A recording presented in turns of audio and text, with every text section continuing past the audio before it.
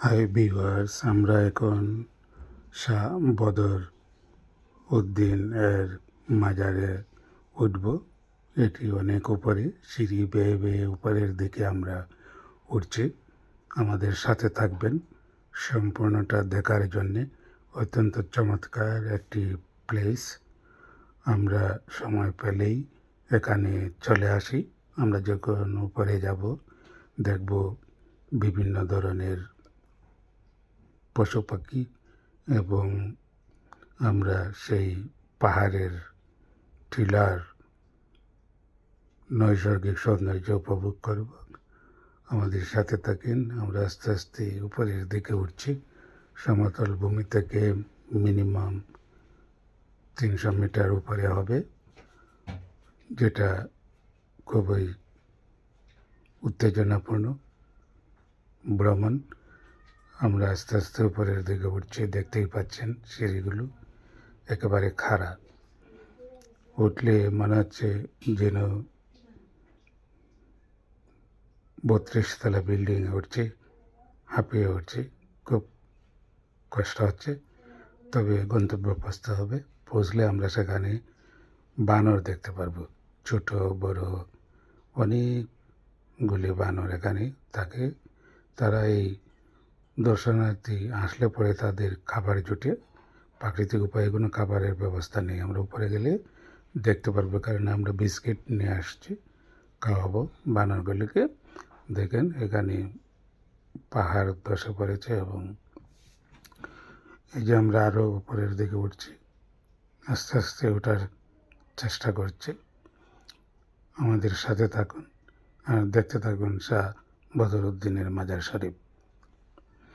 আপনারা সময় পেলে চলে আসবেন। এটা হচ্ছে খাদিম চা বাগানে শাহপরান এসে আর একটু সামনে এগুলেই পাবেন একটি রাস্তা। ওই রাস্তা ধরে সোজা চলে যাবেন চা বাগানে, গিয়ে বলবেন শাহ বদরউদ্দিনের মাজারটা কোন দিকে, মানুষ দেখিয়ে দেবে যে টিলা ধসে পড়েছে। লাল রঙের টিলা আমরা দেখতে পাচ্ছি, মাটি দেখতে পাচ্ছি। আমরা কিছুক্ষণের মধ্যেই উপরে উঠে যাব। অত্যন্ত চমৎকার দৃশ্য, যা উপরে না উঠলেই আমরা এটা দেখতে পারতাম না, যে পাহাড়ের যে ধসে পড়া অংশটুকু এবং লাল মাটি, এই সৌন্দর্য ও কৃত্রিম সৌন্দর্য আমরা দেখতে পারতাম না। দেখেন লাল মাটি, কিন্তু মাটির রং লাল। টিলার ভিতরে মাটি যে লাল রং ধারণ করেছে, অনেক পুরাতন পৌরাণিক যুগের টিলা। এই টিলার উপরেই শায়িত আছেন শাহ বদরউদ্দিন। আমরা আস্তে আস্তে আরও উপরের দিকে যাচ্ছি। আমাদের সাথেই থাকুন আর দেখতে থাকুন সিলেটের বানরের দৃশ্যাবলী। উপরে উঠলেই দেখতে পাবো।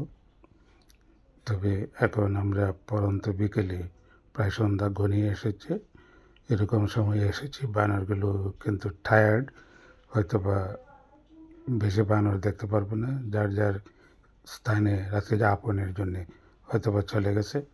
ক্ষুধার্ত হলে বানরগুলি মানুষের কাছে আসে আর খাবার খায়। ক্ষুধা না থাকলে কিন্তু ওরা গাছেই থাকে, আসতে চায় না। আজকে অনেক পর্যটক এখানে এসেছেন, যে কারণে শুনতে পেরেছি বানরগুলো খাবে না, প্রচুর খাবার পেয়েছে আজকে।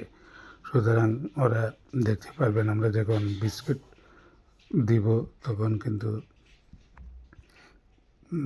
খাইতে পারে।